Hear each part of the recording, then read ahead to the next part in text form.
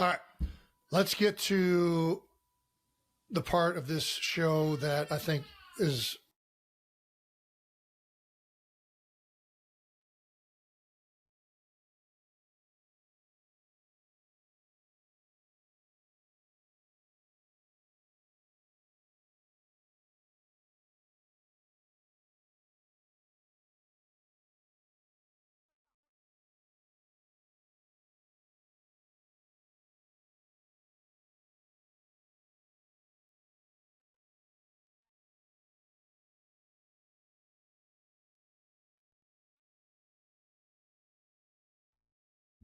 I am talking to a muted mic. Thank you for letting me know, Gemma. That's incredibly, incredibly helpful. All right, so this will be a good way for me to determine. Okay, you did hear Jason, so that's transmitting. I had the mic on mute, and I do apologize if you hear like squishy sounds because I can't have the mic too close to my face because I do tend to scream a little bit. Yay! Okay, so we have about a minute and a half delay. So just let people know about that so we have a general vibe. Like I was saying before, I didn't realize that nobody could hear me. So glad that you could make it today. I will be experimenting with times if I feel good. If I feel perfect, wonderful, amazing after I get off this today, I am going to try to also go live tonight sometime after 7 p.m. I don't know. I want to try doing some evening streams that are in the like 7 to midnight Eastern Standard Time range. I also want to, I hope I have the sound off on this. Sorry if you've been hearing a little bit of backwards repeating because I had the volume on and was right next to the mic like a I am such a pro streamer. So you don't do Wordle. That's funny. Okay, cool. Have to hop off in an hour. I appreciate that. I need to figure out what everybody's like work meeting schedules or stuff like that. So gonna try some experimenting with streams between 7 and midnight Eastern Standard Time. I may even try to do some overnight streams, especially on nights and weekends when I can't sleep because I have the Tay Zoomies. Now that I have everything set up, it's a little bit easier.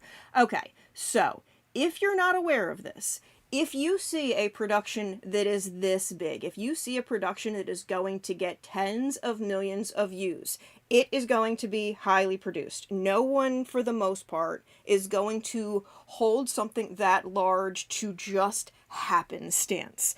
And it is surprising to me how much pushback there was this just being a natural flowing like thing.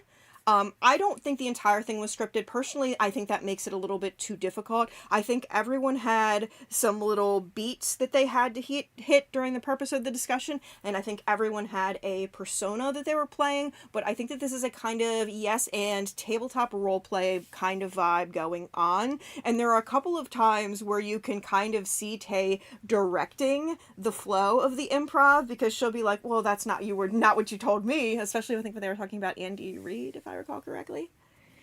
They did use her directors on director's photo for the tease. I love that we called that out. We are so good. Director Lore was in the chair. Like I said on TikTok at the very beginning when he calls out all of the different roles she has done. Yes, that is also to brag about her achievements. It is so their audience is going to appreciate her more because they are an audience that is sports driven. They care about achievements. They care about awards. They care about that kind of stuff. But also, so those of us who are analyzing this like actually closely know, okay, Taylor's producing this, Taylor is directing this.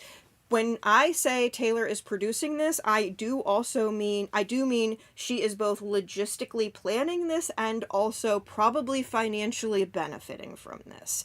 I have been calling this New Heights, the New Heist podcast. The podcast started in 2022. Honestly, with the amount of 3-year planning that has been at play here, I could see that being deliberate. When I first said that, I'm like, oh, that's a coincidence. That's a little bit of a stretch. But the more I started, like, when you look at Ross's Instagram, it seems like he was Easter egging in 2023 for sure, but possibly in 2022. There's definitely some things that were related.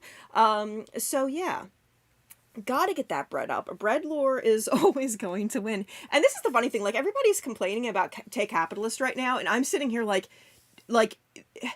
she has to make her record company enough money that they will let her make the art that she wants to make as she wants to make it. And that's realistically, when you see all of these artists, you see a Billie, when you see a Beyonce, when you see a Taylor, when you see a Gaga, when you see a like A-list big name artist who is releasing multiple different versions, yes, that is for charts and achievement success and stuff like that. But that also is the price that you pay to have the creative control that you want. And so long as you can keep making the big bosses the big money, you can keep your creative freedom. And I think that's something that people aren't considering enough. I also think the cultural history of variant covers, and I am pulling this from a TikTok, although I don't remember who the TikToker is because it's not somebody I usually watch. So I'll try and fill it in the comments later for people who are watching this later. But I saw a TikTok who was really pointing out that like variant covers in the past were an attempt to subvert censorship. So there's also like that history, especially from things that were sexual in a way that was maybe a little bit fruity. Truly think they're trying to get people to notice how often Ross is with them. Yes. Double dating. It just feels like double dating. I love Ross. I have been on the Ross. I have privately been on the Ross train for a while, but I personally, because like very shortly after Travis and Taylor got together, I had done some research because everyone that, except for Joe, who was basically an unknown at the time, everyone that Taylor has been like seriously associated with had rumors before Taylor got associated. And I'm like, okay, what's this guy's lore? And I'm like, oh, he lives with his friend, eh? What's his friend do? Oh, follow him around? Okay, that's straight behavior. You know? I very much think the muses are an incredible part of this. I think a lot of people are working together. I think, like we've discussed, working to break the blender, him from the sports side. And this is an example, this is a tremendous example of blender breaking. From the sports side, Travis, Jason, and even Taylor, but also Ross via, I think, of a lot of his social media content. And then Taylor trying to do the music. And then simultaneously, it seems like he's breaking into acting. It seems like acting is going to get involved in well. As Shelley said in her speech, which I reposted to TikTok the other day because people are starting to wake up. Yes! As an Arizona girlie, finding out Ross is a Cardinal made me love him even more. Yes! I am such a Ross stan. Such a Ross stan. I agree. All right. Let's do the first couple of seconds and I'll stop it. Hello? All right. Let's get to the part of this show that I think is what everybody is going to be talking about. Do I get to say you it? can spam all Do you I want. get to say? I get to say the two words. Yes. First of all, you can do whatever you want, Taylor. We're not going to review. This is very I much want to whatever. work within the framework of the podcast. I'm a fan of. Okay. So, even just in that brief 20-second introduction, we have a couple of things. We associate that Jason is home, kids domestic. That gives him, like, the dad vibes, which Travis and Jason are doing different ways of perceiving or portraying masculinity, wholesome masculinity. Well, for the most part, wholesome masculinity, but we'll get into that more.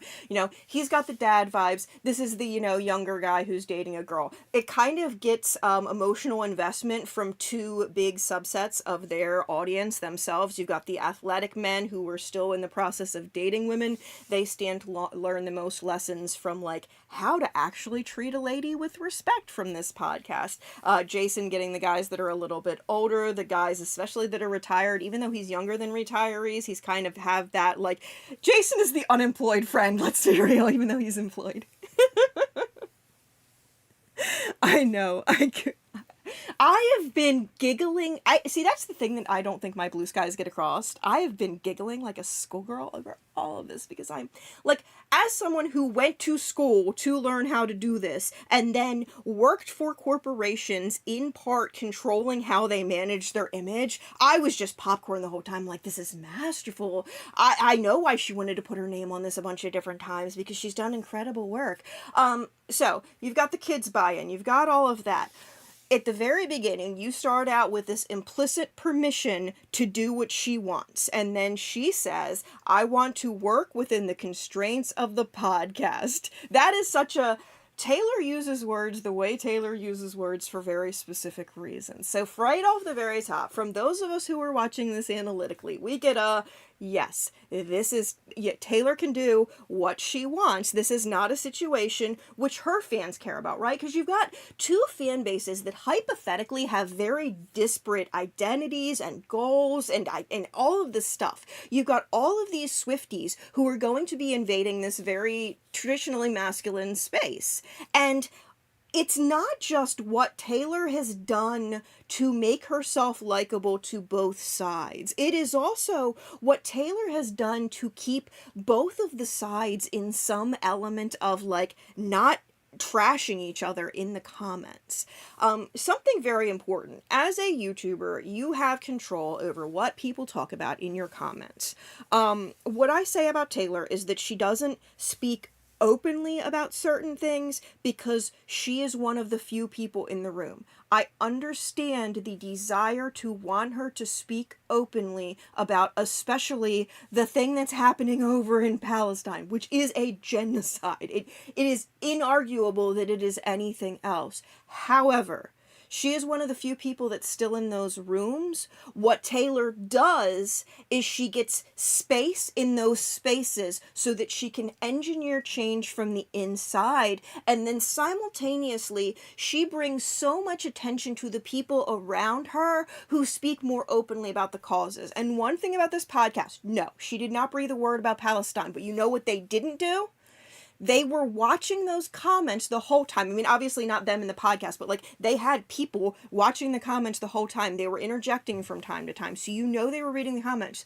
They did not censor the word Palestine. People were talking about Palestine every 3 seconds for the duration of this podcast.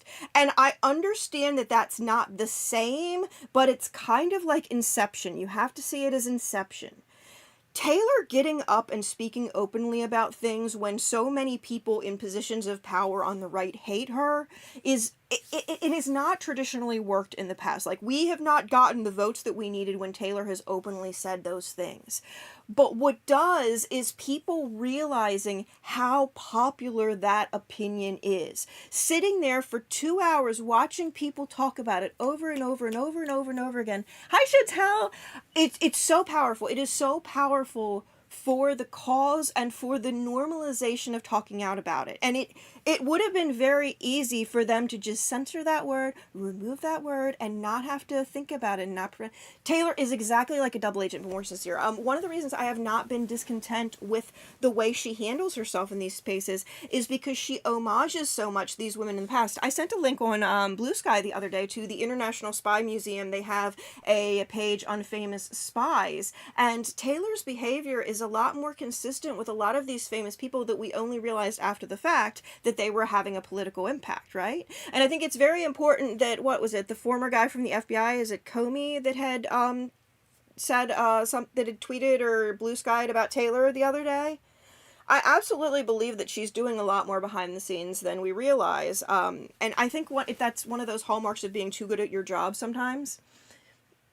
But let's do, I think that's everything I wanted to say about that first 20 seconds. It's going to take me years to go through this, I swear, guys.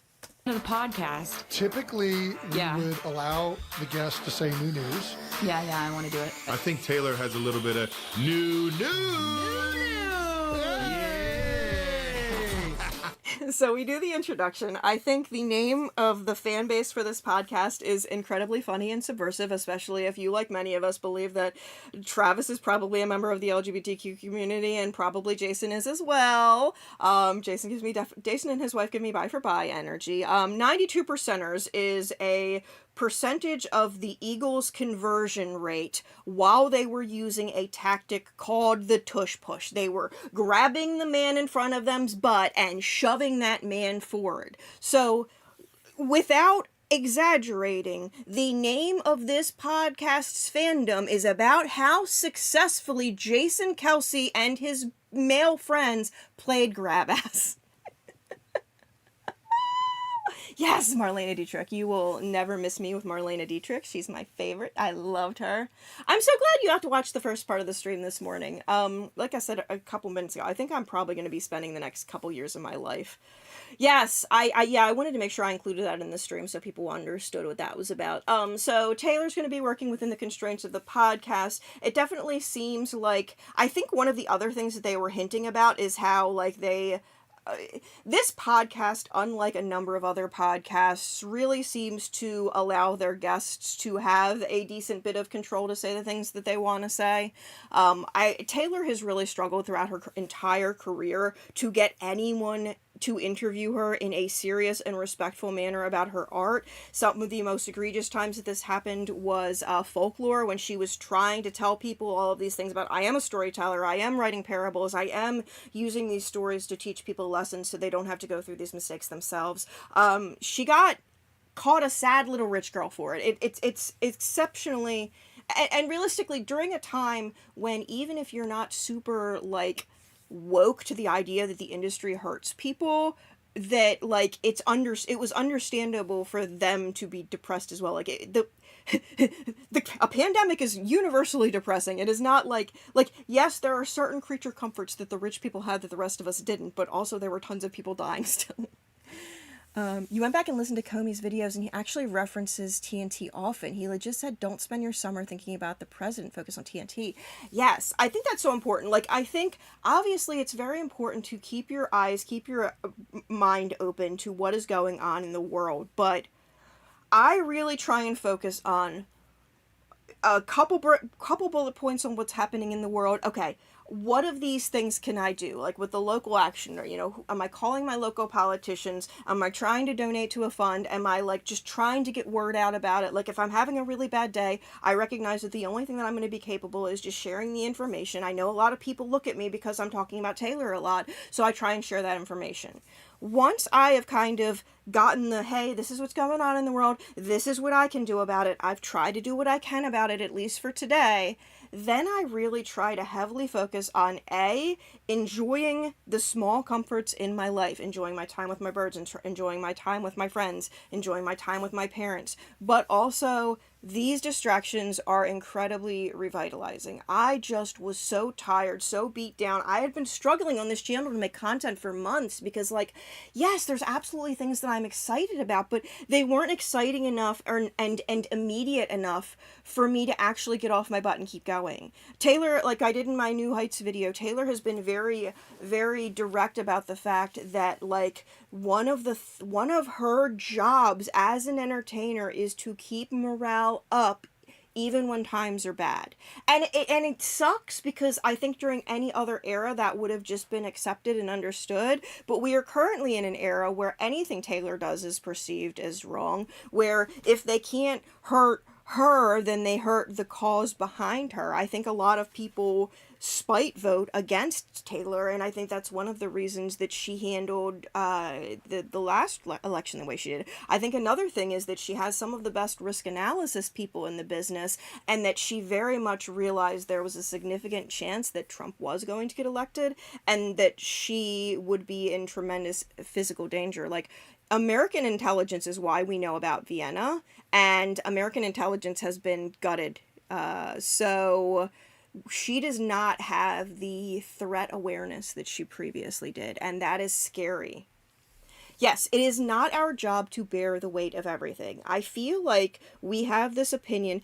We are used to short-term emergencies, right? In a short-term emergency, you need to do as much as possible for as long as possible in order to get past that emergency. This is a long-term emergency. It's just like singing together in a choir. You know, we carry a burden for a little bit, we pass on the burden. It's just like, you know, passing things in a bucket chain. It is a lot easier, it is a lot more sustainable because they are trying to burn us out right now, and Taylor recognizes that, and I think that's why a lot of art was scheduled for this summer, especially the kind of art that we need. But Shiny Bug is so dazzle camo. Yes, I agree with that. That history lesson was incredible. I love that Taylor's outfit, that, like, black and white suit outfit that she wore, I think on Jimmy Fallon, is not only Dazzle camo, but it's also a reference to RuPaul wearing a very similar outfit on, I think, the same show, but maybe a different night show. God, it's taken me 20 minutes to get through 30 seconds. I'm glad you guys love what I have to say, though. Welcome back to New Heights, ladies and gentlemen, boys and girls, 92%ers. We missed you. This is a very special episode of New Heights, a Wondery show. We are your hosts. I'm Travis Kelsey. This is my big brother, Jason Kelsey. About it being a Wondery show, there has been a lot of internal chaos going on in Amazon, and Wondery used to be, I believe, a separate company, and it's just gotten integrated into something else. So I do wonder how much of this, and, like, the glitch of it all at the end was to, like, prove their worth to Amazon or something along those lines. I love Dazzle Camo. It's so cool. So Dazzle Camo is basically when you make camouflage out of a bunch of irregular shapes, and that makes it harder for you to see what you're looking at. So basically they would take like ships and they would cover them with like a bunch of different like trapezoids and, you know, all these other things, and you would just see a pattern of different stuff. So you wouldn't, let's see if I can actually not just if I pull up this other tab, just am I sharing this tab? Okay, perfect. So it's visually, it makes a little more sense. Dazzle Camo. Alright, images. So it makes it harder to identify, like, exactly what type of ship. Like, are these fishing boats? Are these military boats? What boats? But now that you kind of see it, you probably know exactly what, outfit I was talking about.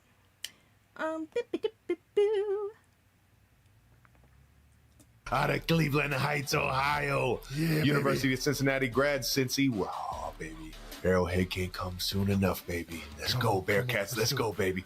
Subscribe on YouTube, Wondery Plus. I personally think that he went into this as kind of a affirmment to their audience that there was still going to be sports stuff that they care about, that it wasn't going to be entirely Taylor. Like, this is really fascinating in production in how they switch from, like, pandering to her audience to pandering to their audience to pandering to both. Like, it's every little segment is just long enough that they don't fully lose anybody. It's just so good. Plus, wherever you get your podcasts, and follow the show on all social media at New Heights Show with one S for fun clips throughout the week. Jason. Oh, we got a good one. Oh, no, shit. I should point him out just because not everybody is gonna... where's the, like, rewind? I want the... Where's the... Give me the advance. I want the advance thingamajiggy that allows me to... Ooh. What I want to go back. Oh, my frickin' God.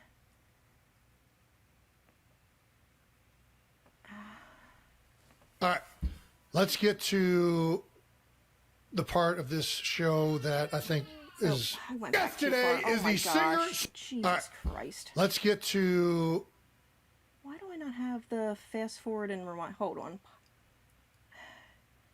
The little, I don't want them, I don't think I want mini player now. I don't want that.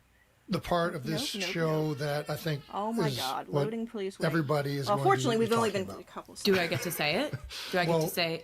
I get to I have the, no, stop. say the two words. Yes. First of all, you can do whatever you want, Taylor. I don't. We're not going to review. This is very I much want to work whatever. within the framework of the podcast. I'm a fan of the podcast. Typically, we Yeah. would allow the guest to say new news. Yeah, I want to do it. I think Taylor has a little bit of new news. Sorry, I don't know why this... Why do I not have the advanced player Welcome right now? back There's to usually a New button Heights, for ladies it. and gentlemen, boys and girls, 92%ers. We missed you. This is a very special episode of New Heights, a Wondery show. We are your hosts. I'm Travis Kelsey. This is my big brother, Jason Kelsey. Okay. Out of Cleveland Heights, Ohio. Self-promotion, University of pandering to Cincinnati their grad, following, Cincy. reassuring them that it's not just going to be Arrowhead can't chick come shit. soon enough, baby. Let's go, Bearcats. Let's go, baby. Subscribe on YouTube, Wondery Plus, wherever you get your podcasts, and follow the show on all social media at New Heights Show with one S for fun clips throughout the week. Jason. Okay, so in the background we have a number of things. This podcast, the background changes up pretty frequently. This is not a background that has been used before. That means everything in this background is to be treated as a freaking Easter egg. I love this. I think that is a ceramic pot, but it really looks like a mirror ball. I think actually putting a mirror ball there would have been hell with the reflections and stuff like that. I love how you only get this little clip in the beginning, so everybody sees the Pinocchio. He's just like cannot even look at all the lies that he's about to see. And then we also have the Virgil book that is what is it? Something's Off is the title of that book. There is a ton of art books in the background. This is a 90s advertising book. It is reassuring people. It is a callback to coming back in 90s, 90s trend. Fuck, I can't remember the lyric right now. You know what I mean. But also bringing attention to the fact this entire thing is an ad. You've got a lot of stuff that's tributes to his football, so it's not just like her entirely taking over. I also think that is a big part of reminding the theory crafters that he's part of the plan now. I think a lot of people did not like the way Tavis was playing out in terms of the theory crafter side of things and just decided to pretend that he doesn't exist. And I respect that. But why is a man here? I agree. But also, I absolutely think it is so much about both of them, all of them, so many of the muses, rewriting the narrative, breaking the blender.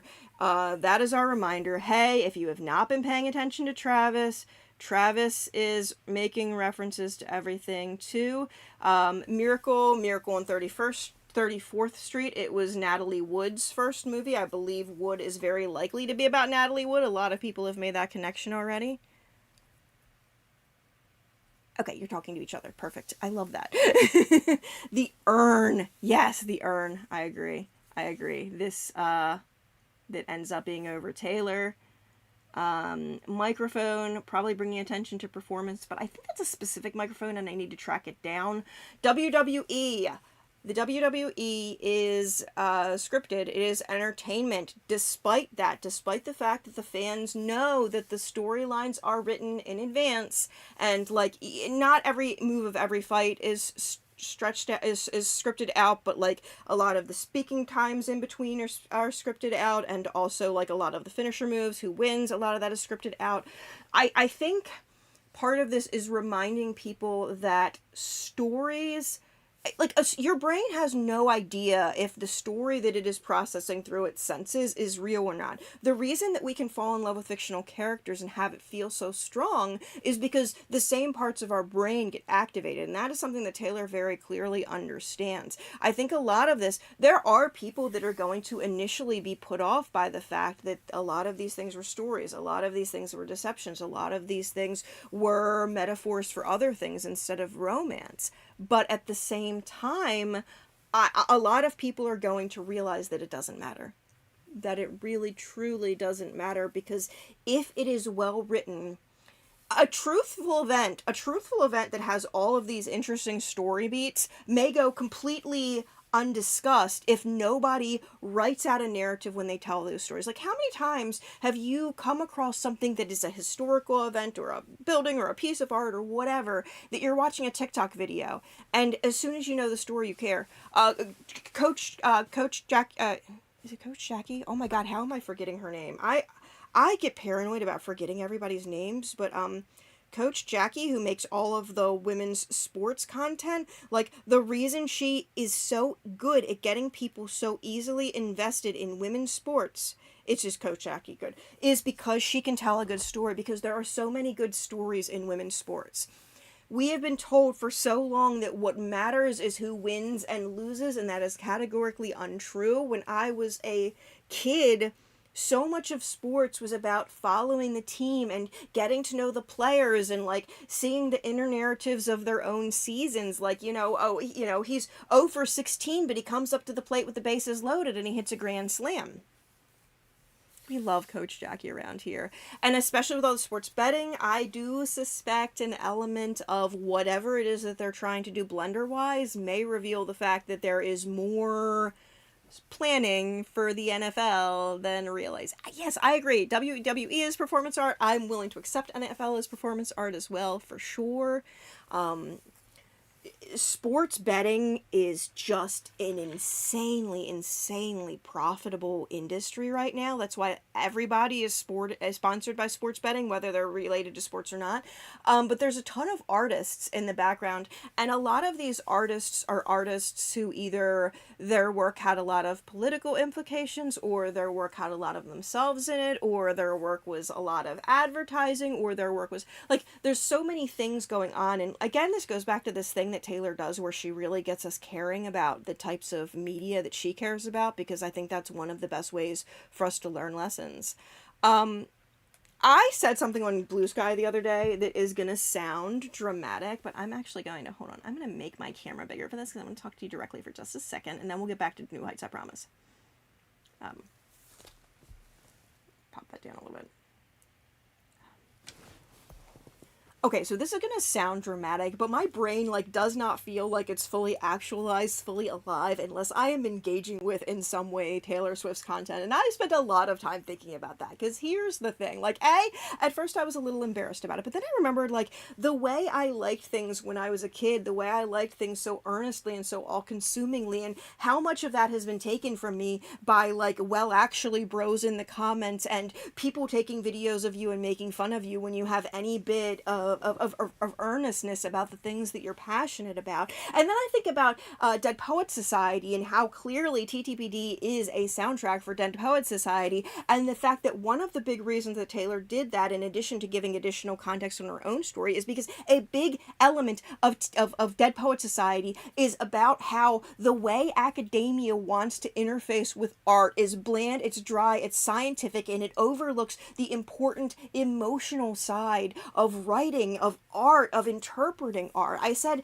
the other day that the reason I refuse to keep cutting, like, little anecdotes about myself out of my work is because I recognize that artistic stuff, it's not just about the art. If somebody makes art and nobody ever reads it and nobody ever cares, it does not matter. It doesn't matter how good the art is if nobody interfaces with it. There is an intrinsic there's an intrinsic relationship between the artist and the consumer of the art, and the analyzer of the art. And especially when you have an artist that is making all of these puzzles, and then you have people that are fans of this artist that are trying to make the interpretations that they can of these puzzles and solve these puzzles. It is a relationship that you spend a lot of time on. She's good at living rent free in people's heads, but also it's more than just, like, academia and how academia has ruined perception of art in a lot of days. And one of the reasons it's done that is because academia wants to pretend like the best art is made by a bunch of boring, stiff white guys, and that's just not categorically the case unless those white guys were also wildly queer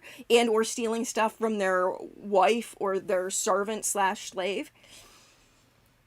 And it's so much more than just the way academia has stolen these things from art. The way corporations want to turn every single employee into an identical cog who can be replaced at will has basically made it so most job titles only use a very small, specific, extremely valuable to your boss as part of your skill set. Your entire identity for at least 40 hours a week is in that box. And for me, working in IT, one of the big things was constantly being put in this constant scientific, technical, need to have facts, need to have proof, can't just go on vibes kind of mindset. But also this, like, artistry doesn't matter, making it pretty doesn't matter. Like, so many of those things are being devalued, because especially when I was going through this part of the industry, it was also when UIs were becoming more and more minimal, and, like, branding and design was becoming more and more minimal, and color was being removed from everything. So much of our lives is spent only exercising a teeny tiny little part of ourselves. And Taylor's work has been one of the few things that I have found where I can easily just use all of these little parts of myself. There are all of these little parts of the part of me who can't stay, the part of me that has a hard time sleeping and I spend up too much time on Wikipedia. That part of me gets gratified. The part of me that has spent way too much time in corporations. The part of me that has spent way too much time dealing with men at work who treat me like crap. Like, there are so many different ways in which I am actually being actualized. My skills are actually being actualized. The things that I care about are actually being invoked in my brain, and it's like remembering who I actually am for the first time. I think inner child healing, and also being able to self-recognize themselves again after a period of many years. Like, she's really good at bringing us back to the people we were before we learned to be embarrassed of who we were, you know? Does that make sense? Okay, where's my... I was trying to drink my microphone. All right, let me shrink myself back down and put myself back in the corner, and then we'll go back to work. I'll make myself a little bit bigger. Okay. Yes, I'm so glad. Yeah, it really concerns me the number of child, I should read out comments to people that are coming across this later connection I'm talking about. Lexi saying Drake and his sports betting. So many content creators who have young artists that are, or young followings that are doing a lot of gambling and betting related stuff, it just makes me very concerned. The Fortnite and other like skin lotteries, just gaming in general, there's so much gambling, basically. How are we after clowning yesterday? I am good, but I am pacing my enclosure again. My mic is going in and out. Oh, I wonder if it's my mic or if it's my connection. I hope it's not too bad. I've been thinking so much recently about how I feel like I'm reliving my high school years through Taylor because I grew up with her on debut and I've becoming more yes! I agree, Chantel. I think there are so many parts of myself that I abandoned because they either weren't appreciated by men or they weren't financially viable. So it makes me just like look back and remember who I actually was. Like it's just been so affirming. It's so affirming, not just her art, but also that we have this incredible little theory crafting space where everybody wants to analyze this stuff deeply. And it's not just a bunch of people that are like, oh, it's not that deep. Everything is that deep. The more shallow you think it is, the more deeply it's affecting you. Do, do, do, do. Do, do, do, do, do. Are we still having audio issues? Hold on, let me pop on my hearing on myself so I can see how I sound to me. It is, the more deeply it's affecting you. I don't think it's terrible. It seems okay. I will keep going because I think it's all right. Let me. Let's go back and see another 15 seconds of this so I can talk for another 20 minutes. Oh, we got a good one. Why don't you tell the people what we got coming up? That's right, 92%ers. You may remember when we said New Heights wasn't coming back till August 27th. Well, that was a lie. That was a lie. Obviously, there is the obvious surface level of this, but I think starting it out by acknowledging the fact that they lied and saying we lied, and just like the way they're kind of giggling when they're saying we lied, that absolutely, for me, the moment I saw that, I'm like, oh, okay, so this is full of lies and it is a performance. Got it. I agree, Chantal. Finding the Gaylor community has just been working most of my career in IT and then spending a lot of my free time doing like film stuff. So many of my connections in life were men, and worse than that, men who didn't like me that much. It's weird because I see, because I'm getting here through the internet, so I would assume. Let me just try. I'll just keep this up a little bit and see. And hopefully you can forgive us, because we got as Travis said, we have a very special episode today that we just simply could not turn down. That's right. This is a special preseason episode that we decided to bring to you a little early. So let's not waste any of their time, Jason. I'm curious about saying the that we're here a little bit early. I think my connectivity is okay because everything is fine on my inside and everything is fine in the thing. I agree so much, Olivia, with the whole. I love queer history, and like I'll do things like I watch Kazro's videos and like I watch a couple of other YouTubers, but there's just so much going on in my day-to-day life that a lot of times I don't remember to look at that stuff. But like, especially because this is literally my job, I love being able to make the time for, on a regular basis, learning about queer people and thinking about queer people and our contributions to society, but also like, I went to film school. I was obsessed with queer people in cinema, so I have been like obsessed with the Sewing Circle and so many of these little groups throughout Hollywood and throughout like artistic history for like years. And it's so exciting that Taylor is giving modern people another reason to care about that. I think a lot of what Taylor is doing right now, and I think a lot of the scene about Preston and Kimber and Chad in the at the funeral, and Taylor's in the coffin. So Preston is obviously the press, and then you've got Kimber, who is the Hetler or the like mainstream opinion havers of the fandom, and then you've got Chad, who represents us. And I think it's so important about how like Preston lies and says, oh, P.S. there is no secret message, even though there was. Like, it really just goes to show how if Taylor dies now and her legacy is left where it is, she's going to be in the same status as so many of these previous figures in history who, like, we know they were LGBTQ, but because they didn't explicitly say it in a way that even straight people can recognize, we don't appreciate them as LGBTQ, you know? I think she really wants to make sure that if her legacy isn't certain, that at least there's strong evidence from her contextually that they can't really argue. And I also think, and that's why I've been encouraging so many people to make content about it, I also think a huge element of this is making sure that the predominant voice, like that people see these things more and more often, because in 100 years from now, nobody's going to be alive to remember what happened and how it was perceived and all of those things. But some of this content will stick around. Like, I'm sure all of it isn't going to, but there's going to be parts of it enough that people can reconstruct what the contemporary opinion was.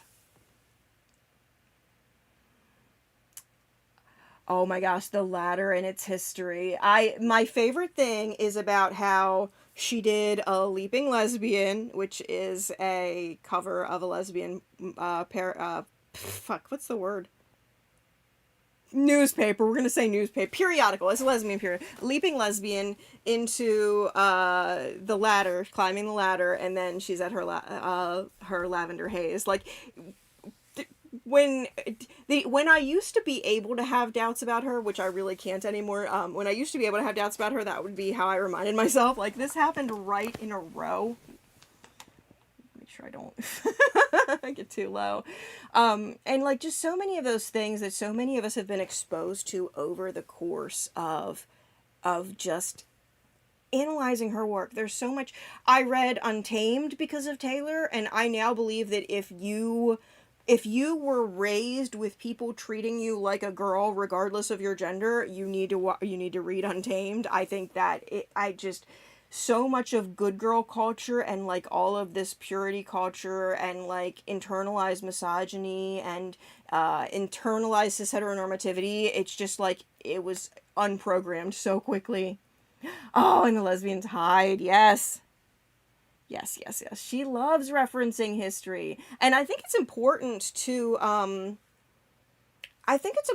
remind people of these periodicals, as well as censorship on social media becomes more and more great. I have been signing up for more queer periodicals and like zines and stuff like that, of the ones that are still available, so that I can still get access to that. Radical Acceptance by Tara Brock. I could believe that too, Leap. The Untamed Journal is great. I keep meaning to do a video on it, but I have too many topics and too little energy is always my life problem. All right, let's go forward a little bit. Oh my God, we're not even going to get past the intro today. Get right to it. You want to do the honors? Our guest today is the singer, songwriter, producer, and director from Nashville, Tennessee.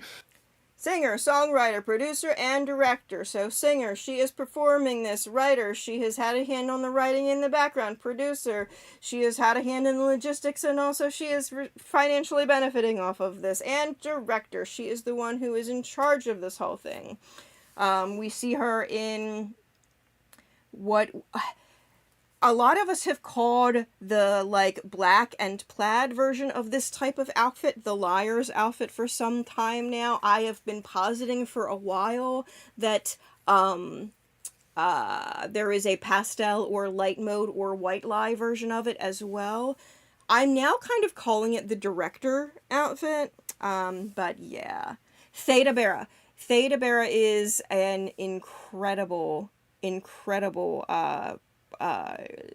figure. And the thing about Theda Bara fitting into all of it is that because early cellulose footage was so fragile and so flammable, we don't have any of her work. We don't have any of her completed films or anything of that nature. We have just like, I think 1 or 2 short clips of her moving around, and then we have a lot of stills, a good number of stills. But she was the original. She was told to, she basically cultural appropriate. She's a random white girl who was told to pretend she was, I believe, Egyptian or whatever. Theta being an anagram for death. Taylor loves anagrams. She loves wordplay in general. She also, silent film star that struggled to make the transition to being a regular film star. So there's so many things about her story that are just exceptionally relevant to the way. I think one of the things that Taylor spent a lot of time over 2020 thinking about is her legacy. Especially her legacy if the media was in control of writing it. One of the things that I hate the most about, like, mainstream media websites doing is, like, Variety or websites like that saying, this is what a Taylor Swift song is about. This is all the references to this person in Taylor Swift's album. Making the public so single-minded about what they believe the songs were about, because I think it would be one thing if it was just fan versus fan, but when you have so many situations where fans are bolstered and supported by, like, mainstream, like, big name media productions, and it's frustrating because, like, a lot of the songs, there are more things to disprove what they think than to prove. The fact that so many media productions read the Reputation prologue and saw when it said people are going to try and paternity check this album and they're going to be wrong, and then said, oh, this album's about Joe Owen. I just feel like unless those people are being paid to maintain the Hetler narrative, that they all deserve shame, public shame. Yes, learning about queer history has made me feel about part of the community in a lot of ways too, Olivia. I think, especially because I'm not, like, out there in a queer relationship, like, you know, I'm at home being single by myself. I forget that, like, as a single person, the stuff that I'm making is still queer art. Like, you don't need to be in a relationship that is same gender to be making queer art. You don't need, like, and that's what I get people, and that's why I know a lot of people were put off by the, like, oh, I don't Easter egg about my private life, which, A, is in our benefit, but B, queerness isn't about private life. It has been diminished to that by censorship. Like, censorship is the reason that we believe that. But so many elements, because here's the thing, like, when you have been told your entire life, especially in church, that your options are you have to be in a relationship with somebody of the opposite gender, you have to get married, and you are going to know what your gender is from birth, like, all of these things, when you question a deeply held, deep set belief about yourself that has been set in stone by the outside, and you come to the opposite conclusion, it just opens up the potential for you to question everything else. Like, the more queer people get, the more they question things. That's like capital D, a word I can't say, and capital Q, queer, are so important. Like, because it is inherently political. It is inherently, like, yes. And because of the lack of media literacy, because heterosexual people have controlled the narrative on queerness for so long, so many of us are so detached from so much of what we need to understand ourselves. And I think, like, and a lot of that about Taylor's journey really appeals to people too. Let's see. That's bullshit. She is from Reading, Pennsylvania. She is the most awarded artist in the history of the American. Okay. So they initially start out with saying that she's from Nashville, and then they say BS, she's from Reading, Pennsylvania. I think we talked about the last time about how Taylor, before she even had her first album out, when she was just on a development contract, she was on the news, she was on the media. They were talking about how she was the next big thing. They were writing this narrative for who she was. Like, they were writing the story that they were going to sell. Like, even before they had, like, Paula and the other PR people involved, Taylor and her mom were, I think, very much writing this narrative of her being the next best thing in a very, like, fake it till you make it sort of way, in a very much realizing that they were manifesting her own destiny.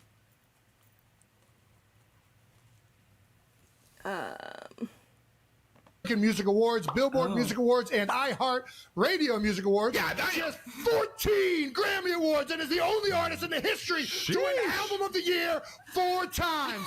Last December, she wrapped up the Eras Tour, which spanned 149 shows across 51 cities, 5 continents, and was the most attended tour of all time. I'm still going. Hold on for him. Her last album, The Tortured Poets Department, set a record with 1.76 billion streams globally within the first week alone. All right. And as a fan of... See you, Goosey. Probably already gone by the time you hear this, but you'll hear this if you watch the rest later, I guess. But talk to you later.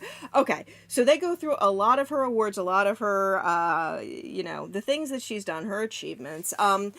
Their audience isn't going to have a great idea of who she is. I think this little part here where she's acting like she doesn't know how many streams Tortured Poets Department had the first week or whatever. It's our first little introduction to Ditzeler, or singer, performing Taylor performing this act. I think if you are overly confident and aware of your achievements, it really can, if people don't know you very well and if people are primed by misogyny, it can make them not like you. Her kind of acting like these things are not, like, the biggest deal to her, when in reality these things are very important to her. These are the things that allow her to do the art that she's trying to do. These accolades actually do matter. Now, I do think a big element is the industry is very support you if you support them. One of the reasons that Taylor has really been as successful at the Grammys, I think, as she has, is because of the fact that she very much lets everyone know that she cares about the Grammys, that these things are important to her. She goes to these award shows and she puts on a performance the whole time and all that jazz.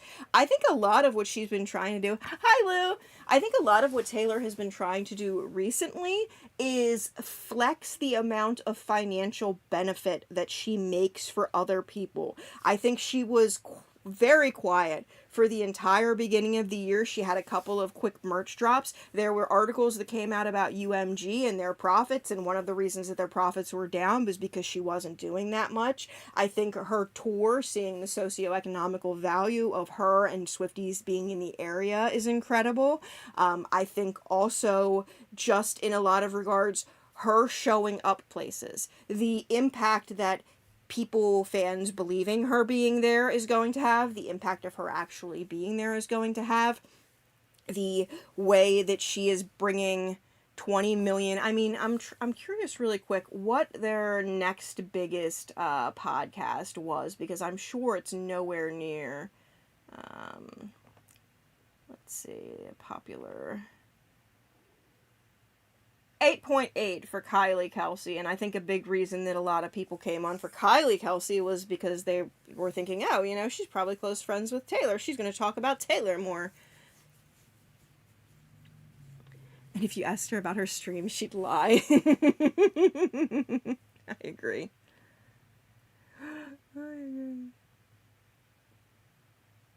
Okay. Let's go back in here.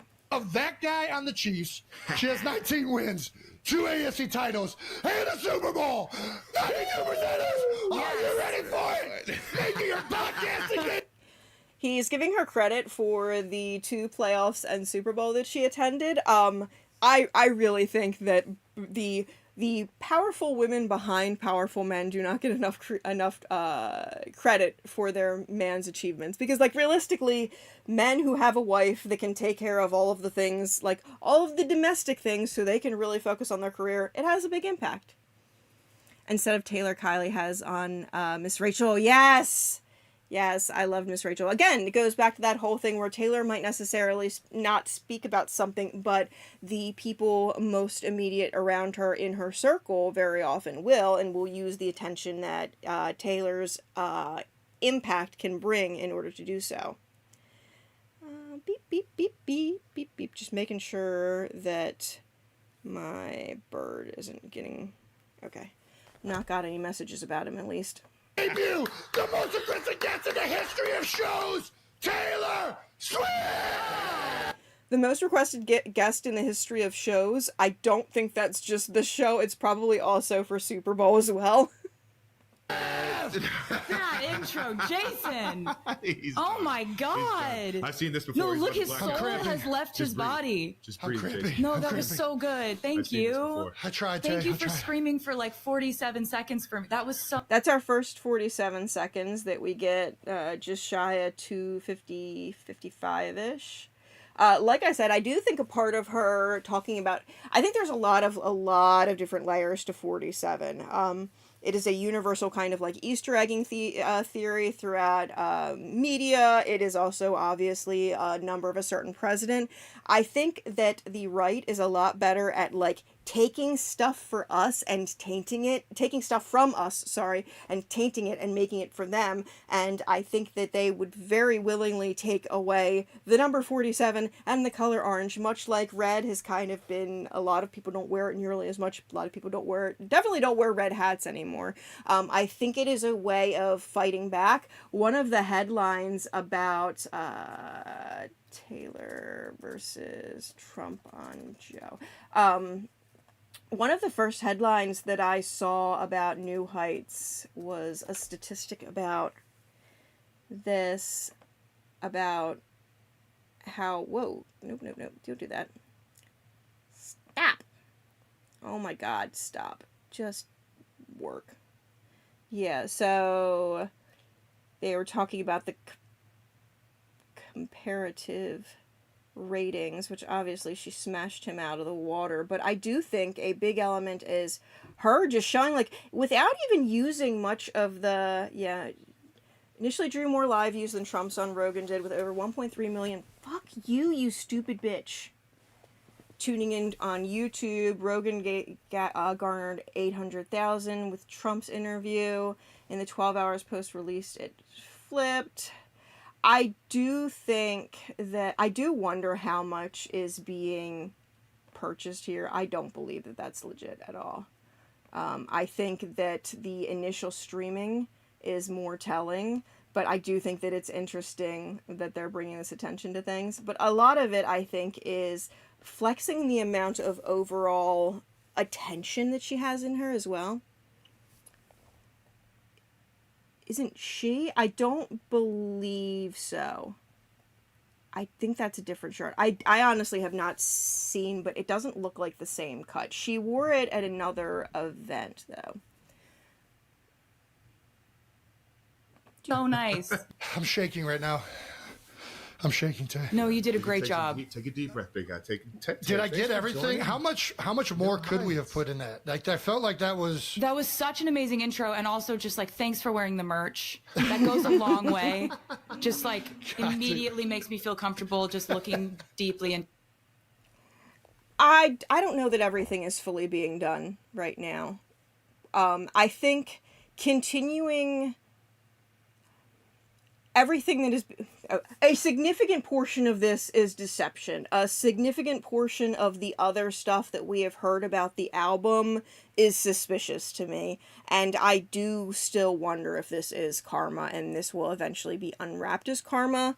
And I think one of the reasons that I believe that is not just because a lot of this campaign is to bring attention to the way that artists and other people use media in order to have an influence. She is bringing more attention to the screws of the machine, to the machinations behind everything. And I think part of it is by a number of lies that are going to become even more obvious as things continue. I do think that there's another side of things as well.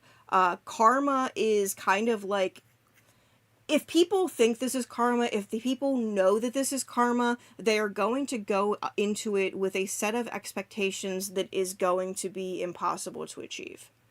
But there's definitely a lot of things that are like, a lot of things that are making me wonder if this is still karma. But, you know, I also wonder if this is going to be more than one thing. We were discussing on Blue Sky whether or not there was going to be, like, this was going to be an album where there are, like, multiple different versions and each different version has different song lyrics. I think there's a number of things that are going on here, and I'm very curious to see how they play out. But I do think by keeping discussion so consistently with people talking about maybe karma, that kind of, like, I don't know, Orange is getting very associated with Taylor, whether this is being used as the whether the orange heart is being used or not, I guess is what I'm saying.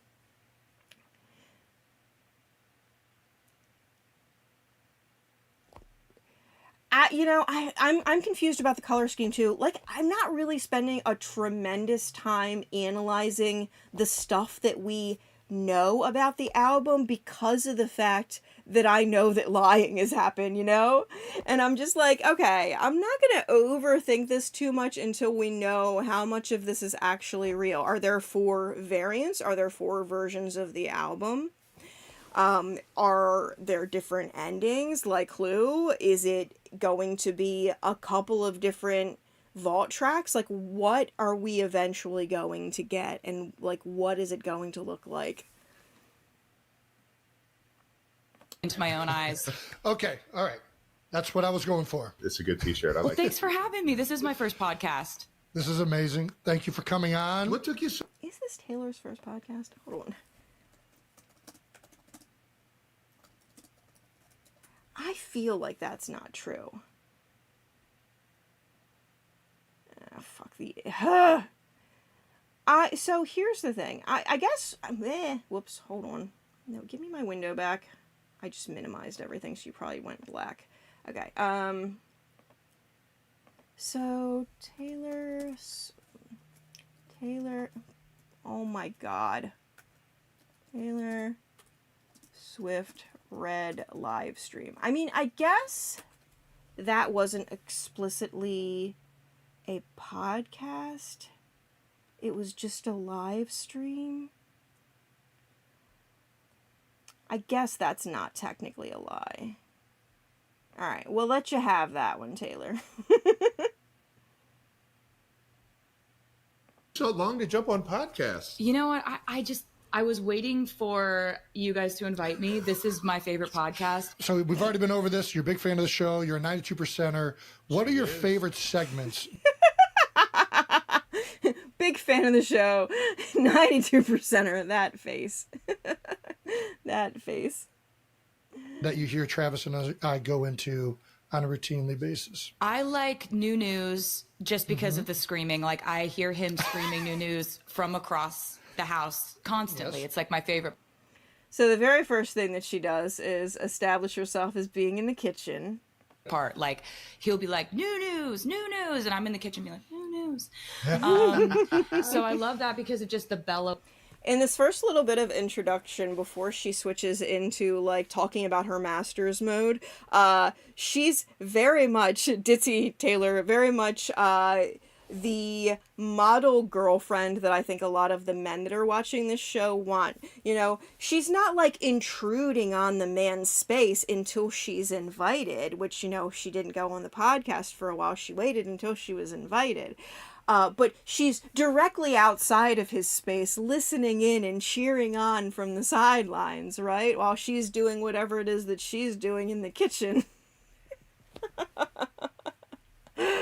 Oh, it's so funny. And I think that's why so many Gaylors kind of were rubbed the wrong way by it at first, because like it is very cis heteronormative. And it's interesting how they lean into a lot of cis heteronormativity in ways of promoting more like green flag masculinity, but at the same time don't go so far that it isn't like one of those this is the bare minimum type scenarios, or at least that's how it comes off to me.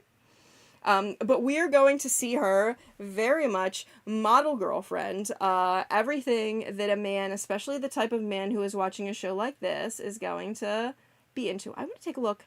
I see it divided up into segments, and I see... Okay. You know what? I want to take a screenshot of this. What's the shortcut on this laptop? I don't use it very often. Because I want to take a look at this later. I have thoughts about this. Get off the chat so I can see people. Okay. What else? Flowing of it. Like, I love No Dumb Questions. That's a banger. I really like it when you give people advice. It's kind of my personal favorite. Do you usually agree with the advice, or you just like listening to it? I mean, I think that like you guys give such male-centric advice, which I think is just like just dudes who don't want drama. Yeah. Dudes who are trying to avoid the mess.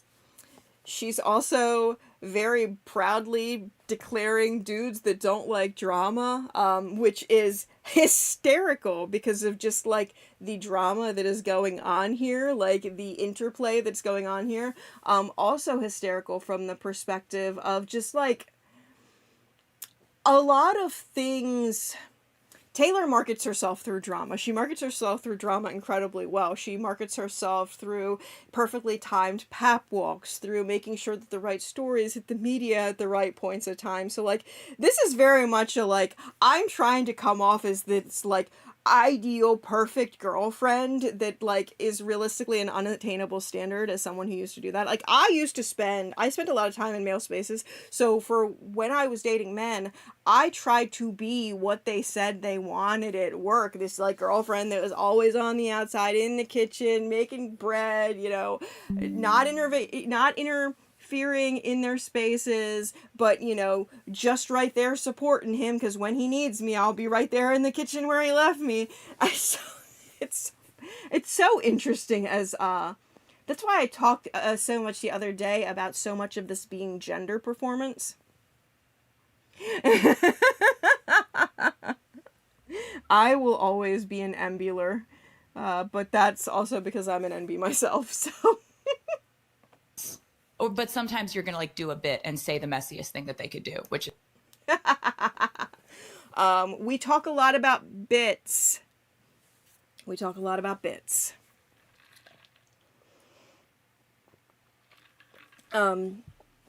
there's a lot of bits happening.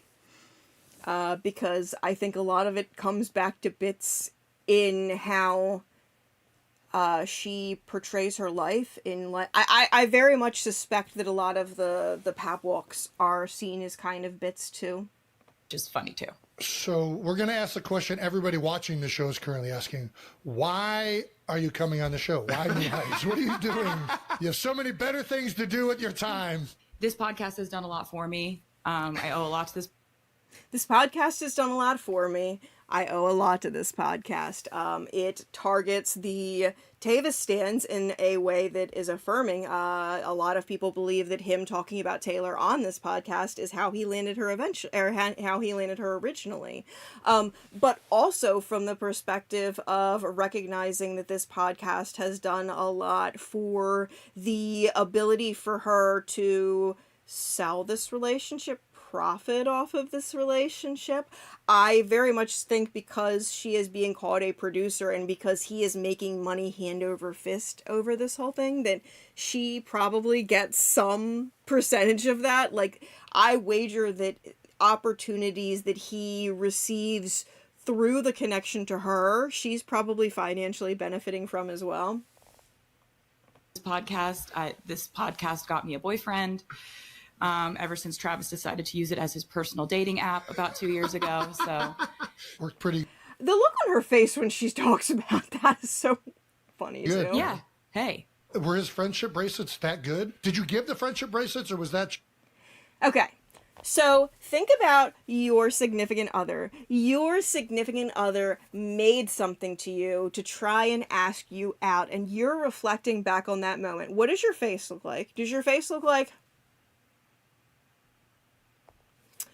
Because the whole, like, discussion about the bracelets in this podcast, like, in general, is just, it's very inauthentic. Like, if this was such an important part of our narrative, like, those friendship bracelets, the one that he had made for her with his phone number that he couldn't give her at the concert because she doesn't meet anybody before her concerts, like... That would be something that you'd be like, oh yeah, it was so sweet. You made me this thing, we did the thing, it's why we're together today. Like, especially because Taylor has very much established herself as a sentimental bitch, you know?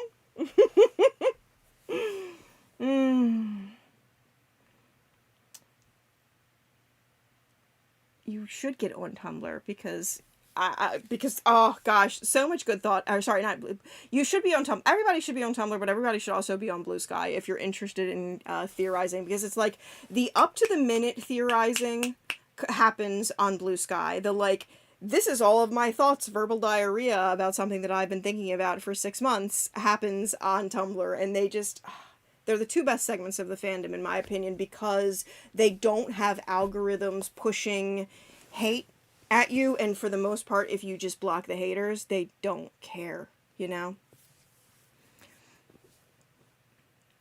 It's one of your favorite friends groups, so messy. Tell me about this messy friend group. Oh, sorry, I'm reading things in backwards order. Okay.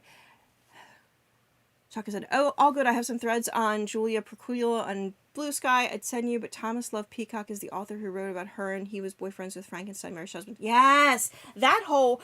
when I talk about the New Romantics a lot, I also talk about Mary Shelley and that... Well, obviously, they're the original Romantics, and so a lot of people talk about them together. But regardless, I hate this idea that there are all of these artists and none of them talk to each other or collaborate or plan or, like...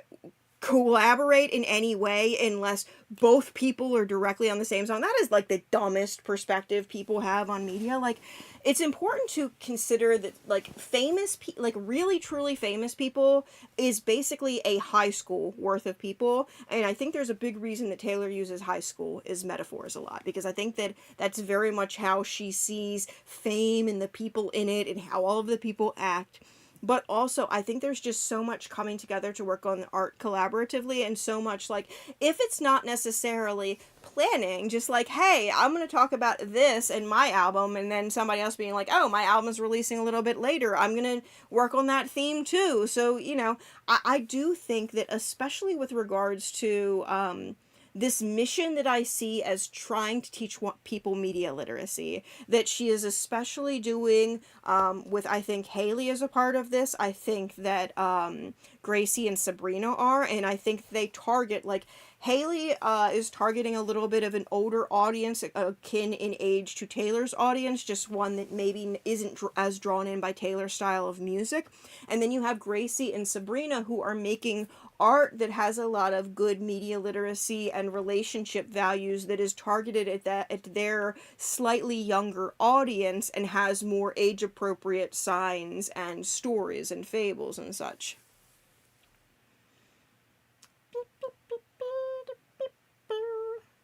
Just Hi, on the Lexi, podcast. welcome back. I've never seen Yeah, the they original. didn't leave the stadium because I was butthurt, Jay. She says she's never seen the original with regards to this freaking bracelet. I don't know why. I guess because they fall in love with the story because they want to fall in love with the story. But like there are just so many like, wait, he made this friendship bracelet to meet her and she's never seen it. They don't have it. It's not like in a shadow box in some shrine in tribute to their relationship in a room somewhere. He Okay, threw fair a enough. tantrum. He threw a man entire tantrum. Get world. these out of here. It's so funny. It's My like plan also, is ruined. She Like- loves me. She loves me not. She loves me. She loves me not. This is so She wild. hates me. Like it was such a wild romantic gesture to just be like, I want to date you. This goes back to that where like it's not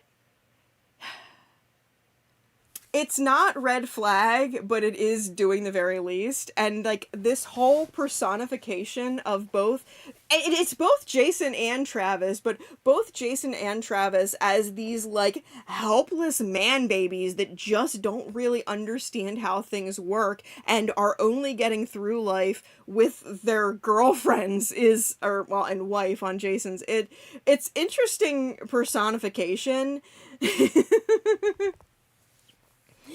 I love, Lexi said, I love Lexi said, I love he didn't get a meet and greet and I'm making it everyone else's problem. Like, that's what the fans were so angry about despite her giving a literal 3-hour show. That is so true. That is so true. There is so much, like, the last 3 Eras dates when she was wearing the same outfits in all of them because probably because it was being recorded for everything, and so many fans, like, I do think that so much of what she has done has been for the part of whatever type of media that she's creating, whether it be a series or a documentary or something multimedia or whatever it is.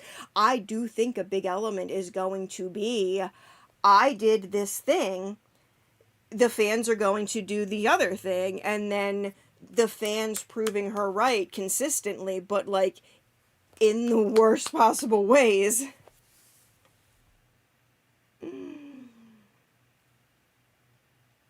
Like on Yes, no, you don't know me. it was at first when I looked at it, I was Sweetie, like, that's what it does when you're on the stage and you perform in Arrowhead. That's what it did. this dude didn't get a meet and greet. He's making it everyone's problem. That's what I thought at first, and then I You was come like, to Arrowhead, I get to meet you. That's the perk of playing for the Chiefs. you realize he didn't even reach out to our management. I was like, when this podcast came out, Well, I was like, did he ever reach out to be like in the tents, or did we didn't. know he was in the building? He came with Pat, and he thought that because he knows the elevator lady that he the could red talk coats, to her about just getting down. Okay. Put a pin on elevator. We're going to talk about a couple other things first. The narrative of the beginning of their relationship has been written and rewritten by Taylor so many different times that it does not make any sense anymore. The kind of first time that I think his tour date was in like July, and her first game was in September or something like that. But like they keep pushing back at both sides of the like, we didn't know that he was going to be there. He didn't reach out to the management. So like obviously like it does not predate, but at the same time there are all of these symbols that predate. So it's like, okay, there are lies being told about the beginning of this relationship. You can't have it both ways where, oh, it would have been crazy for me to show up at his game for the first thing, like for our first date. Like, we had already been dating for some time. Like, your dates are not mathing very well. And I think that's something consistent with Taylor in a lot of her relationships. And why I became a polylure so early is because a lot of her dates just don't match up. And it's like, either you're seeing multiple people or you're lying or both. The elevator story, the elevator lady, I think this is a very clear metaphor of just like how the industry works for men and how a lot of things work for men. You just expect to get in the elevator and there's going to be an elevator lady that takes you up to the floor that you're trying to get off on. With the implication being that the best floors are at the top. And then at the same time, women very frequently have this glass ceiling that they have to break through to. Again, just like so much gender play and gender performance and such going on now. Boy Genius and Nice Boy Ad. Love it. Yes, okay, so Chuck FM said, who was her first call? Phoebe, who wrote like the hand. Boy Genius. I think something that's really crucial about Boy Genius, and one of the reasons that Taylor like points to their members so frequently, is because of the tooth, that they all have a tooth tattoo. It's about biting the hand. It is about this concept of the fans being the hand that feeds you and not being afraid to bite back at that hand if it is not feeding you in a way that is healthful for you. And I think it's interesting that so many of the artists around Taylor have had these kind of weird parasocial things.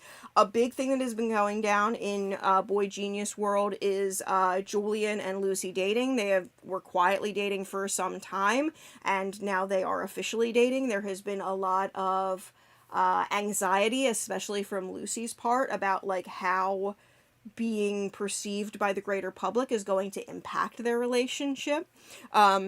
She also has a song that I believe references Taylor. We were talking about the other day, is Modigliani. Hold on, let me bring that up because it's actually kind of relevant to stuff. It absolutely seems like these, like all these artists probably get together and talk about their experiences and like how being in the industry has been like difficult and so many things. I'm freaking, what song? Lucy Dacus, Natalie. Limerence is the song. Natalie's explaining limerence while taking hits from a blunt, high as a kite, while Rodney's playing GTA. I swear, why is he good at this game? It should be cause for concern.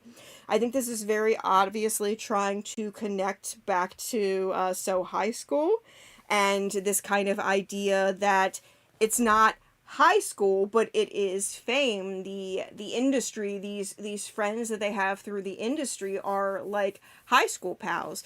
I do think there is the inference that can be made that this is the exact same event, if not like a regular like get together GTA.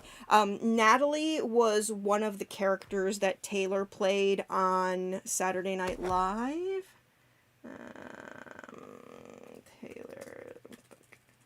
Taylor Swift, Natalie. This girl, and it's one of the like characters of hers that like we definitely have a name for because she wears it in her, but it's like this geek version of hers. Oh, sorry, it wasn't Saturday Night Live. It was for Jimmy Fallon. It was for her Ew sketch. That was a fun sketch. I initially thought that Rodney was actually supposed to mean Travis, but now I'm starting to think that it's Ross, who also goes by Rose. Obviously, I don't think Rodney is the real name, but I do think it is kind of a reference to them both hanging out and maybe discussing, relationships, the industry, especially when you're LGBTQ, especially when fans know who your significant other is and you both have fans. Like, it adds a lot of context to both songs that I think both songs are better from it. So I've been thinking about that a lot. Oh, we're talking about Nice Boy Ed. I don't honestly, that's one of the few theories that I haven't really put too much time looking into. I know that a variety of people think it's a variety of different people. I know that the first time I looked into it, I came out of it thinking that it was Austin. Down Well, that's how it works. Yeah. You just go. And I got denied. That's how it works in 1973. When the elevator was just invented. But he really just was like, I know a guy, I can figure this out. But I actually, when I thought about it, I was like, actually, we live in a day and age where Like I'm not an online person at all. That's a big lie. I don't necessarily believe that at all. Taylor has been incredibly online ever since the beginning of her career. It is one of the things that makes her such a good artist. She originally got a lot of fans won over and developed that bond on MySpace. She really continued a lot of that relationship on Tumblr. And yes, she does not post as freely as like frequently as she did back in the day, but I think she's just delivered new ways. She's found new ways to troll us. She's found new ways to send us messages. She's found new ways to do things that don't necessarily involve like directly responding via the platforms and such anymore. Again, a lot of that stuff that they were talking about, like the way things work, about knowing a guy, I think for guys in the industry, that probably still very much is how things were. One of the things that frustrated me when I worked in tech is the guys in the office would just get promoted very often. If I wanted a job, I had to apply for it against a bunch of other people and compete for it. Like, I never had the experience of just being promoted. So it's so interesting to me. The only letters on this new album that are a slight different color are TAS, her initials. Yes, I agree. Not like on social media like that. And like, I'm genuinely terrified to open my DMs. Smart. It's about, there's smoke coming out of my DMs. Like, I don't want to go near that. I don't know what. I am willing to believe that she doesn't read her DMs much, because I can imagine that her DMs are an insane place. Again, we just came off of talking about their relationship, and so Taylor is simultaneously saying that this is a romantic gesture that she has wanted her whole life. She has sung about it in her songs, and that she was very impressed by, that she thought it was metal, or whatever the stuff that she said about this is. But, like, they're talking about the experience, and she had, like, her arm, like, around him a little bit, and she drew away. Like, she's not acting like, oh, remember when you did this, and then I did this. Like, it's not... Think about your friends who have marriages that have actually lasted, and how they talk about their relationship, especially at this stage in their relationship. Like, they...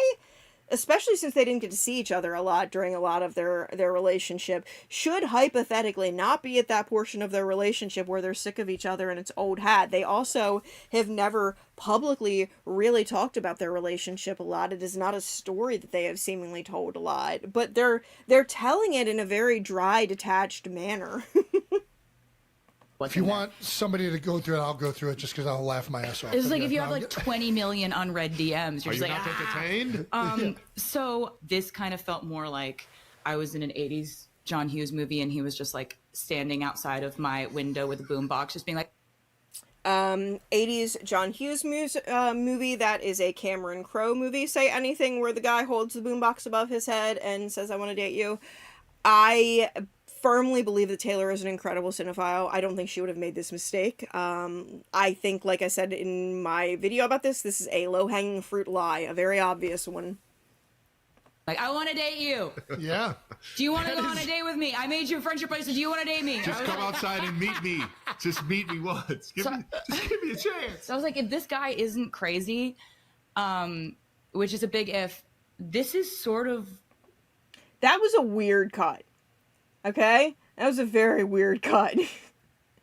I wish it would let me... Why do I not have my rewind button? I just want the rewind a little button. Alright, what are we at? We're at 6:58. Like, just go back a little bit.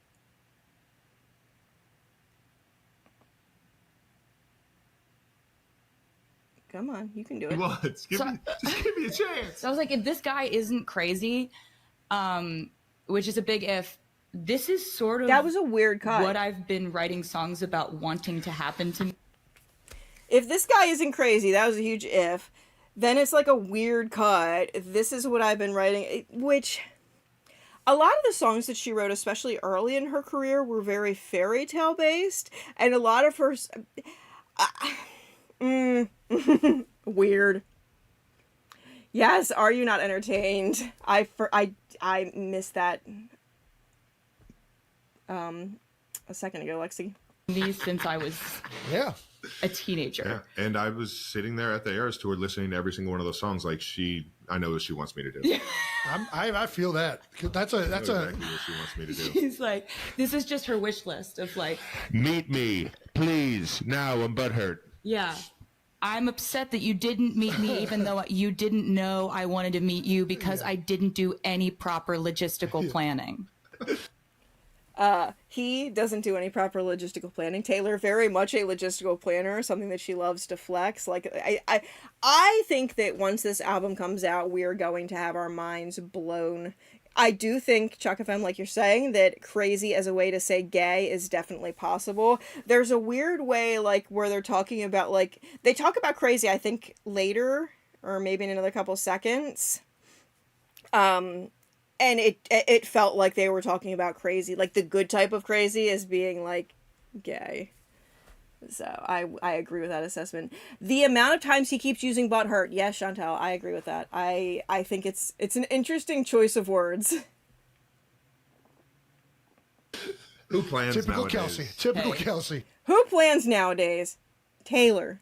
Taylor's a consummate planner. And I also, like, not every single planner is like this, but I find very frequently people that plan the crap out of things struggle to be in relationships with people who don't. It was wild. It was wild, but it worked. I'm glad it worked. I'm just circling back to New Heights to say thank you for this. Yes. Look at this. I'm the luckiest man in the world. So yeah, And thank The horse girl reaches out to her show pony, who nuzzles her hand affectionately. Yes, wishlist. I actually wonder how many of the songs she drops throughout this, because we know that one of the times she says triskaidekaphilia, she like has a like triskaidekaphilia, which as somebody who is a 13 lover, you know, I know the word well enough to not say it in two parts like that. I say, I say triskaidekaphilia. It's one word, not two parts like that. Thank you to New Heights, all the editing. Jake, thank you for putting... Thank you for New Heights, all the editing. He thanks a guy named Jake who is off screen to, to that side. I think that is, again, bringing attention to the fact that this is edited, bringing attention to the fact that this is a production, that there are other people in the room. I think he is notating to the viewing audience where Jake is, because I also believe that Ross is in the room off to the other side, viewers left, and some of the warmest, like, grins that Travis delivers through the entire thing are off to that side. September 13th, yes, awesome. So wait, hold on a second. That means April 13th is your birthday, right? Because my bird's birthday is April 13th, and I think she's my half-birthday present. Yes, thank you, Jake.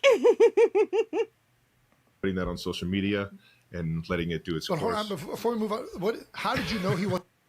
Social media and letting it go its course, including this in the segment when they are ostensibly talking about their relationship, like, just, like, all of the editing and production, and obviously, this is after they've established the fact that, like, you know, kind of getting his audience to like her. This is the mainline fans being fed in a weird sort of way, although it's not really romantic or cute that much. Wasn't crazy. Oh, March, okay. Because that's the other side of that, right? Like, a guy goes up there and professes his love for you. It's crazy, either Jason? one, it's like, this could be the most romantic thing in the world. It can also be like, crazy this about is... somebody. He is crazy, Well, Jason. I mean, but there's a right crazy. Yeah, he's the good kind of crazy. And Yeah, I think the good kind of crazy is gay. They also took out some sort of pause there because her face wasn't lining up. I love all of the 13s and 3s around here. I knew that he wasn't crazy the first couple of times that we talked. I was just like, he's truly like, he's truly getting to know me in a way that's very natural, very pure, very normal. Like, also, like, just the way that he could make me laugh so immediately. Very natural, very pure, very normal. I do understand the urge to explain that your relationship is, like, not some Hollywood thing. I can't really think of that many other famous people's relationships that get explained that way. Like, I think about how I describe, like, people in relationships. Like, it just, when you tell me something is very natural, it just makes me be like, okay, then it's not. Like, because if it was, it'll just be. The contradictions on his craziness already. Like, oh, he's crazy, but he's not crazy, but he's the good kind of crazy. Yeah. Immediately about normal things. Like Travis is like, he's just a vibe booster in every. Said the normal girls were boring. The saying normal again, okay? Repeating yourself doesn't make it any true. Also, just like, again, like, if you're describing someone who is funny and you're like, oh my god, this guy is hilarious, like, you know how you normally, like, what your affect is, especially when you're really affectionate about somebody, compared to when you have specific bullet points that you know you need to meet, and you have a specific narrative for him that you're, this is less natural than Tom Cruise hopping on the what is that thing called? Sofa at Oprah's. Everyone's life that he's in. He's like a human exclamation point.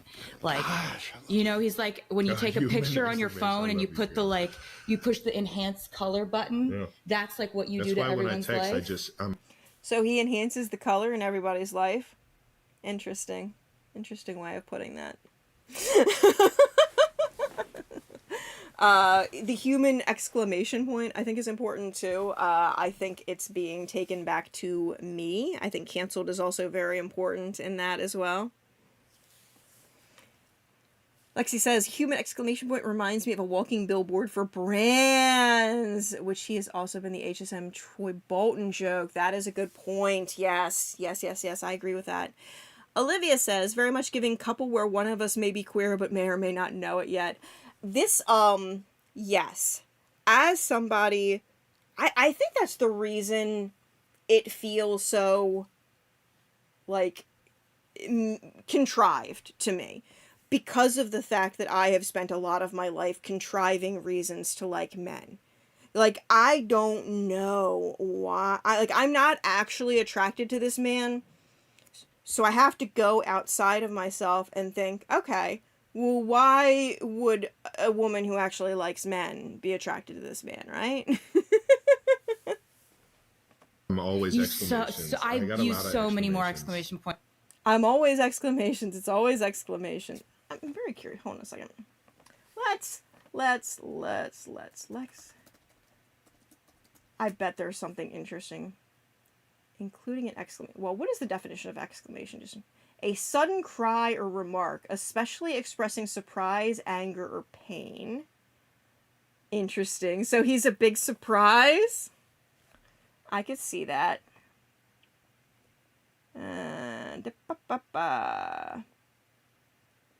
Similarly, a Blair exclamation point. Similarly, a Similarly, a Blair exclamation mark with nothing before or after is frequently used in warning signs. Is used to convey emotions. In mathematics, it denotes a factorial operation. I think about programming, where if you want to say something is not equals to, you will do an exclamation point before the equals, just to indicate that things are not equivalent. So that's one of the reasons that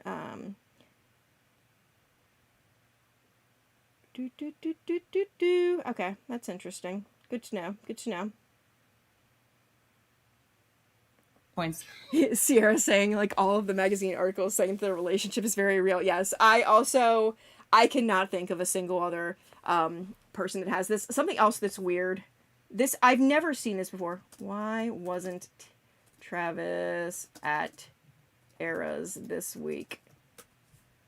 I cannot imagine. So Elle magazine had like an entire, every single time he wasn't, and it wasn't just them, it was a couple of other as well. Like there were a couple of these writers that literally literally every week they were, oh, he's not gonna be there because of this, that, and the other. Like, why are we doing this? It's so weird.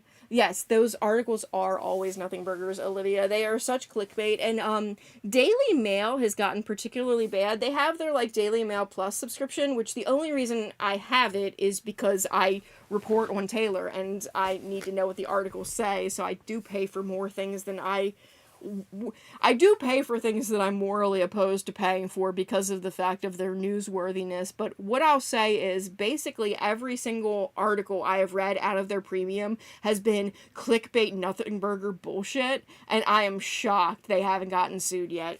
Absolutely shocked. Oh, he's a bear! Exclamation point, Chaka, you're right!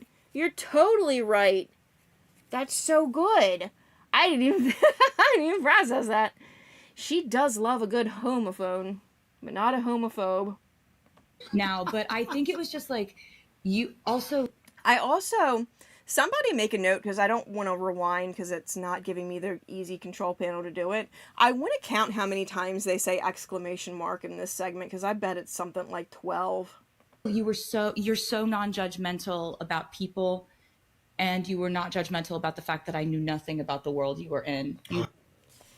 You're so non-judgmental about people, and you're so non-judgmental about the fact that you know nothing about, or that I knew nothing about the world that you're in. So sort of like what you want out of your fans.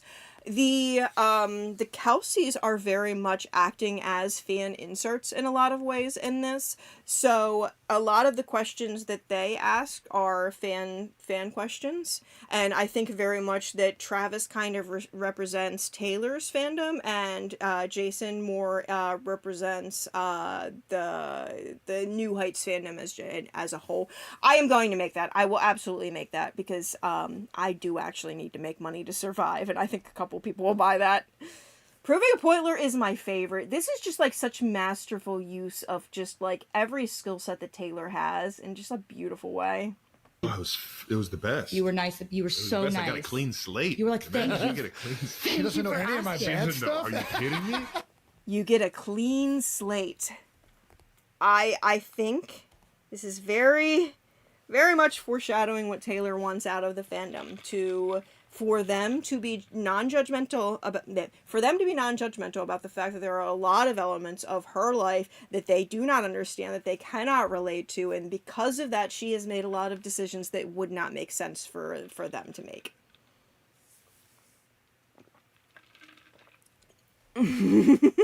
Yes, Olivia, he definitely gives very strong bear vibes. Jason, on our first date, I legitimately asked him what it was like when the Chiefs played the Eagles in the Super Bowl, and he looked across the field, across the line of scrimmage, and saw his brother standing on the other, like 5 feet in front of him on the. Okay, so she legitimately asked him. Again, the fact that she is double stressing this down to try and make it seem more real tells me that this is very likely to be a story. They're going to get to this point in a second, but basically the point is that they both play on the offensive line, and you only have one team's offense on the field at the same time. I don't know. Maybe that's a mistake that she could make, I guess, possibly. She's been using football as a reference for so long, and I also think about the experience of, like, having a parent that is into sports. I just feel like, especially if you try to bond with that parent, that you learn stuff. You learn some stuff, and the fact that she's been in the Valentine's Day, which also has in Eagles t-shirt, I just feel like she's a little bit more into sports, and that whole not knowing sports thing is another example of the lies. Chantal, didn't he make a statement about him being like 12 exclamations? I think you might be right about that. I feel like that sounds correct. And yeah, GQ really did make her really did underscore the bareness. Making a big jump, clean slate chalkboard in anti-hero MV that says everyone will betray you. Actually, I do think that's a good point. I do think that's a good point. That idea also that like everyone betrayed her in the past because she was also being deceitful, and that wiping the slate clean could be a two-sided thing. But I also think about the perspective of anti-hero Taylor teaching the audience that everyone will betray you as well, because it's like, if Taylor can get betrayed, then it can happen to us. And there's definitely, it would not surprise me if these references are related. I'm sorry, there's a little bird. Hold on a second. I'm gonna have to take a cute video because there's a little bird just sitting out. It's a little goldfinch just right outside where I'm streaming. Oh, and he's eating the little aphids off of the flowers in front of me. Oh, what a cute little guy. Okay, he just flew away. I'm going to very quickly, rapidly post that to Blue Sky so people that are over there can see it if they would like to, because it's so cute. But if I seem distracted, it's because this time of year we have a lot of goldfinches, and they're just so beautiful, and they just like sit there and they eat the aphids off of the stuff. Okay, back to this though. Oh wait, what are you saying, Olivia? I went through the Anti-Hero music video the other day to screenshot for an analysis I may or may not do. You should do it! There's so much going on with the Midnight stuff. It's so interesting to me that she had really said that Midnights was going to be this very visual album, and there were not that many MVs for it. And there are a couple of things that I'm wondering about. I am wondering, how long has she been filming but not releasing music videos that we will then get now, like, as she reveals the facade? Like, will TS12 also result in a bunch of previous albums music videos getting released? And I think one of the things that was a little bit of a kind of a proof of concept of testing that is just during the Eras era trying to get Cruel Summer going as a proper single and seeing that be successful. I think that was a really big proof of concept that there are some songs from these previous albums that maybe have not had their full day in the sun. Lexi also makes sense why she went to TEU, because she is focused on the role of him being a tight end. That's a good point. Which bracelet is she wearing? Is that the Cartier Pantera bracelet that she's wearing here? Field. Yeah. And he was like, or is it the TNT bracelet? And he didn't even look at me. Like, I now know what an insane question that was. He was like, actually, I'm on the offense, and my brother's on the offense, and I'm only on the field at the same time as the defense. I thought everyone was out there at the same time. Yeah, I thought everyone was out there at the same time. What? There is no sport that has that parameter. Like, there's no real sport. I mean, I guess basketball, arguably, but like, okay. Baseball and football and rugby, that doesn't really make sense. Lexi says, I would love a Midnight Rain video with a lot. Yes, wag drag. I would love to know more about the... Wagler has a very different face than Taylor usually does, and I want to know what is going on. Is it prosthetics? Is it some sort of saline? There is obviously drag or high performance art going on there. What is it? And like, I need to know, because there were just so many times last season where at the game she looked like she was just full of filler, and then the next day at Eras Tour, 2 days later at Eras Tour, her face would be totally back to normal. And it's like, what the frick is happening? Oh, rugby, everyone's on the film? Okay, yeah, my bad. Well, regardless, my point is wrong. But my point is also that you really can't have more than a casual observation of football without realizing that the players aren't all on the field at the same time. So this cannot be true. I thought that the quarterbacks... I mean, that's how you played it on the playground growing up. So I understand if you hadn't like... No, you don't understand. I thought it was like Jared Goff is here and Josh Allen's here. Yeah. And they're going to be like, they blow a whistle and then they go at each other and they're like, and it's like, who's... I'm gonna laugh if those two players that she named are in a relationship, because realistically, it sounded like she was setting up to be like, and then they kiss. Gonna win. That's actually. I would love to see Jared Goff play some defense. Let's see Jared Goff on defense. I've got some ideas. I've got some thoughts. Yeah, I didn't know what a first down was. I didn't know. Again, that was a cut to a different time. What the chains were. I didn't know what a tight end was. I am forever thankful for you diving into the football world wholeheartedly. Oh my God, I fell in love with it. I became obsessed with it. I became like a person who was running through the halls of my house screaming, "We drafted Xavier Worthy!" And my friends are like, "What is who?" The we. Sports fans, true sports fans, very much identify as a part of the team.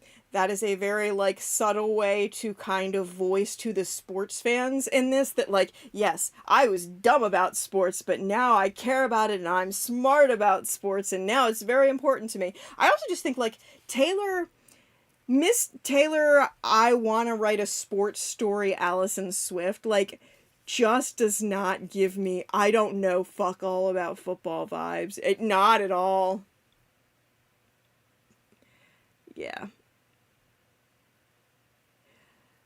Somebody who follows the NFL said they think all the players' references are gay. I would not be surprised at all. Yes, Olivia Tight End is the gayest name. For real. Like, are you...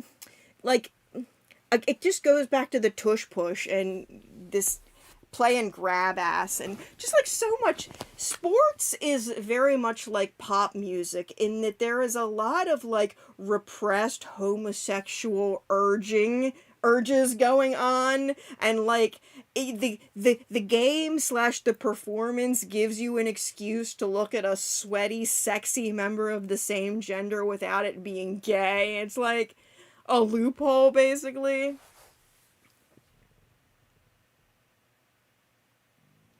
That's a good point, Chaco. In the mid-2000s, we used the phrase, "we're on the team," to mean we're gay, and we'd say "best team ever." It's a good point. Especially with, can't spell me without team from me. Body snatched you. What do you mean? We drafted Xavier Worthy. I forget where I was, but you were the first person to tell me that we drafted the fastest man in the draft. No, I was screeching. Again, I forget where I was. I forget where we were. The way that he was saying that kind of inferred to me that it was like a text message or something like that, but then she's like, "No, we were together," basically, with her response. "No, I was screaming, remember?" I couldn't believe it. I was freaking out. We're talking about, like... I'm like, wait, is she right? I got to look this up. I'm like, did she get the wrong information here? But yeah, we traded up. Yeah, we're talking about cover 2, cover 4, cover 0, man cover. We're talking, we're learning. Man cover? It's like half the stuff that she's learned about football is, like, gay as hell out of context. Oh my gosh. All right. So we are at 11 minutes exactly. I think very much this whole segment is her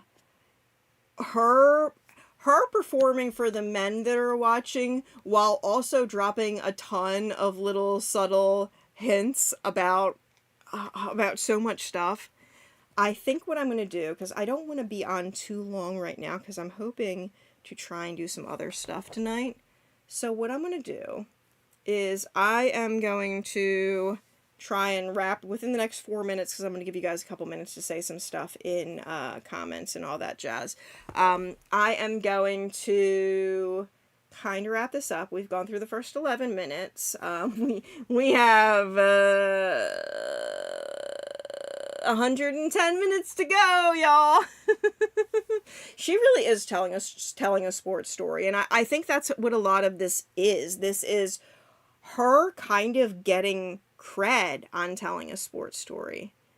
And it's so fascinating to me how well she does it. My bird friends are back.